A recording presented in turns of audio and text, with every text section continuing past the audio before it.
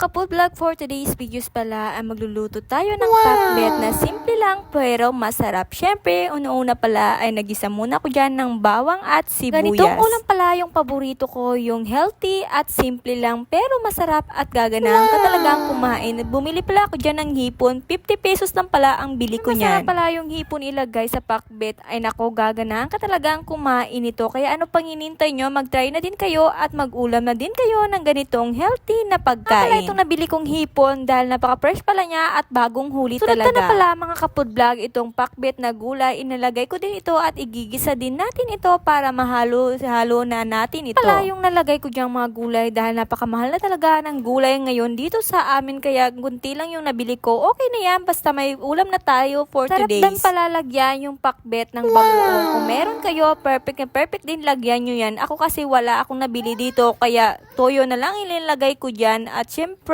yung mga ibang pangpasarap. Lagay din pala ako dyan mga Kapod Vlog ng oyster sauce para lumapot itong ating linuluto at tama lang yung lasa niya. Pala itong linuluto ko na dry siya, kaya linagyan ko to ng konting tubig para naman may konting-konting sabaw ito, at naglagay din ako dyan ng paminta kasi gusto ng mga anak ko yung may konting sabaw, at naglalagay din ako ng konting asukal dyan. Halu-haluin lang natin to mga Kapod Vlog at maya-maya aluluto na ito. Pangit naman kasi kung ma-over natin to sa pagkakaluto. Gusto ko pala yung half cook lang ang pagkakaluto ng mga gulay ng pakbet. Ini-edit ko lang ito ay natatakam na naman ako. O siya, hanggang dito na lang mga Kapod Vlog ang aking video. Salamat sa laging panonood and God bless and bye-bye!